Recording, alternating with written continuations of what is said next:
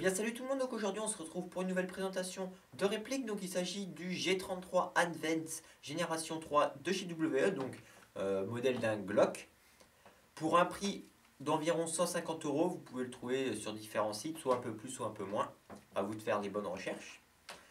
Ce PA est disponible en deux coloris, soit tan comme celle-ci, soit noir. Les matières de cette réplique, donc il y a du métal et de l'ABS. Métal pour la partie culasse et ABS ou polymère pour la partie du corps.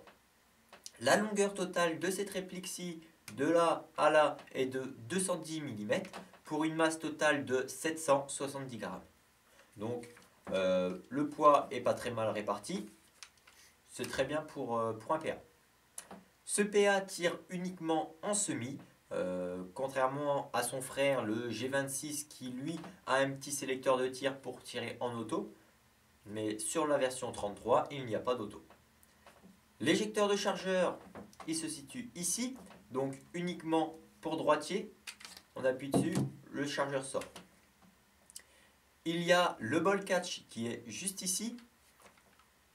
On arme la culasse, là sans le chargeur ça ne fait pas. On arme la culasse reste en arrière. Pour remettre la culasse en avant, il suffit d'appuyer dessus. Voilà, un petit cran. Contrairement au Glock 17 ou les versions standards, on a un petit ergot qui ressort un peu plus contrairement aux autres. Voilà. Ensuite, on a la culasse qui est juste ici. Donc, pour l'armer, il suffit de tirer en arrière. Donc, comme on voit là, quand il n'y a plus de billes, la culasse reste en arrière. Voilà. Pour la démonter, c'est très simple.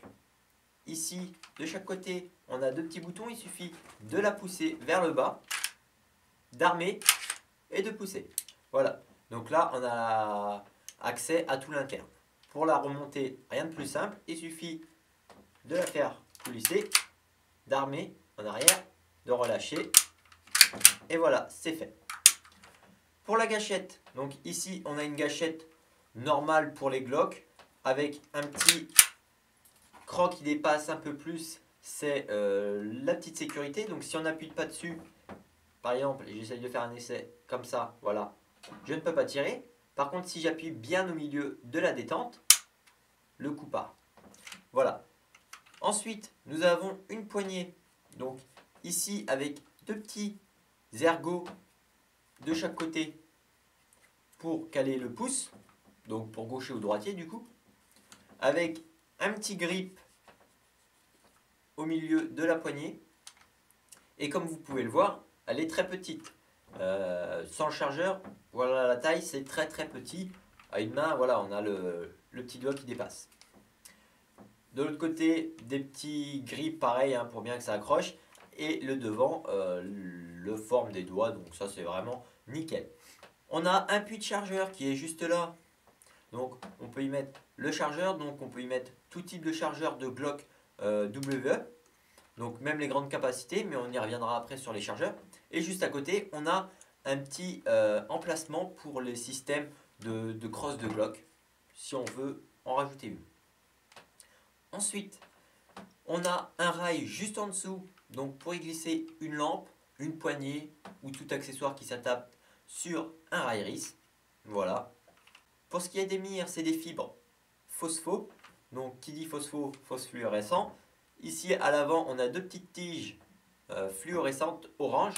Et devant, normalement, il y a un petit point blanc si je ne me trompe pas. Mais là, il a dû tomber ou voilà, avec l'usage.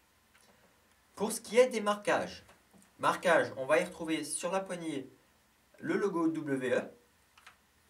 Sur la culasse, G33 Advance 357.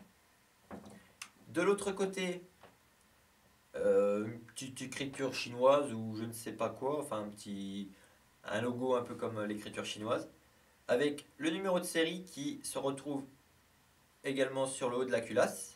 Et ici, on a un Made in Taiwan sur le bas de la poignée. Donc voilà pour les marquages, c'est tout, il n'y a pas plus que ça. Donc marquage très discret, voilà, rien à dire sur les marquages. Pour ce qui est de l'interne, la longueur du canon interne est de 93 mm. Pour le diamètre du canon, c'est un 6,08. Pour le bloc hop-up, c'est un bloc hop-up en métal qui est ajustable. Cette réplique dispose du blowback. Donc à chaque coup tiré, la culasse s'arme en arrière. Elle fonctionne à gaz. Donc ce n'est pas des cartouches de CO2 qu'on y met dedans, mais c'est justement avec une bouteille de gaz qu'on va charger le chargeur de gaz. Cette réplique est annoncée à 340 fps, soit environ 1 joule.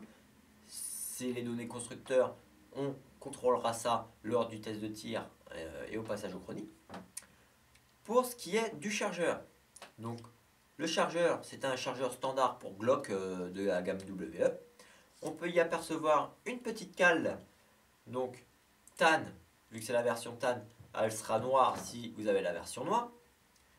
Alors, c'est une petite cale qui se glisse sur le chargeur, donc il n'y a rien qui la retient. Ici, on a un petit emplacement de Dragon. Et ce chargeur-là, voilà, il vient s'emboîter dans le puits de chargeur et ça vient compléter la poignée.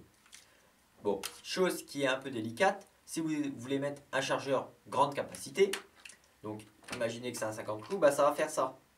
Et là, vous n'avez pas la poignée. Donc c'est un peu dommage, vous allez pouvoir juste utiliser des chargeurs de 24 billes, comme celui-ci, avec ce PA là, ou après vous aurez un manque de poignée, si je peux dire. Alors, ce chargeur là, comme j'ai dit, il est en métal, avec une capacité de 24 billes, qui se remplit avec du gaz, avec la valve qui est juste en dessous. Voilà, chargeur basique pour tous les Glock WE. Voilà. Donc, j'en ai à présent terminé pour la petite présentation de réplique. Maintenant, nous allons passer au test de tir et au passage au chronie de celle-ci. Passage au chronie.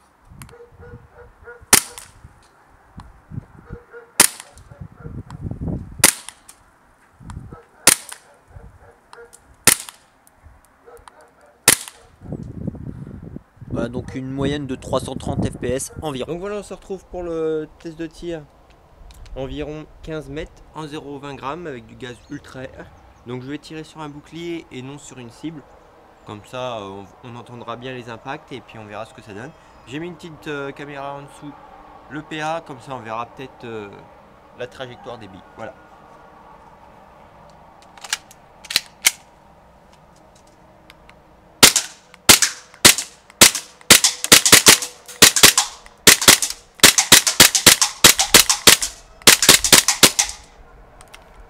Voilà, donc il n'y a plus de billes.